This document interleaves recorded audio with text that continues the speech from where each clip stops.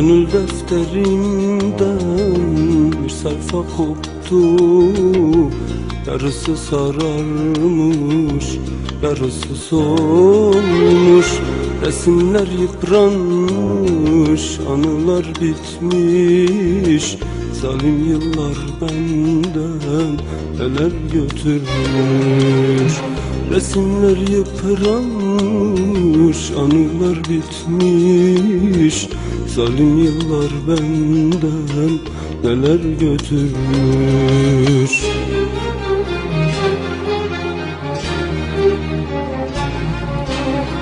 Nedendir anlamam, sevenler gülmez.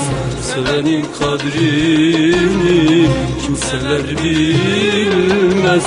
Yüreğim çok dolu, gözyaşım gelmez. Zalim yıllar bende neler götürmüş. Nedendir anlamam, sevenler gülmez. Sevenin kadrini kimseler bilmez. Yüreğim çok dolu, gözyaşım gelmez. Zalim yıllar bende neler götürmüş.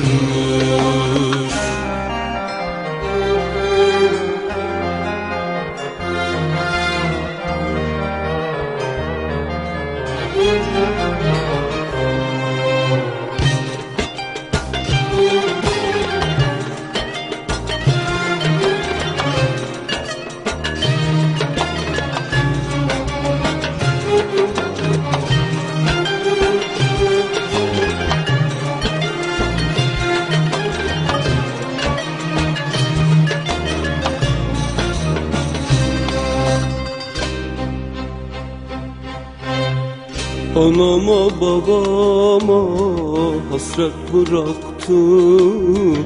Umudum gençliğimi nasıl da yaktı. Gönlüme çaresiz yaralar açtı. Zalim yıllar benden neler götürmüş. Gönlüme çaresiz yaralar açtı. Zalim yıllar benden neler götürmüş.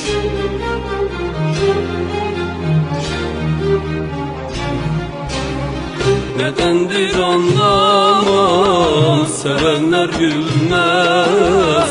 Sevenin kadrini kimseler bilmez. Yüreğim çok dolu, gözyaşım gelmez. Zalim yıllar bende neler götürmüş. Nedendir anlamam, sevenler gülmez. Sevenin kadrini kimseler bilmez. Yüreğim çok dolu, gözyaşım gelmez. Zalim yıllar bende neler götürmüş. Nedendir anlamam, sevenler gülmez. Sevenin kadrini kimseler bilmez. Yüreğim çok dolu, gözyaşım gelmez. Zalim yıllar bende neler götürmüş. Nedendir anlamam, sevenler gülmez.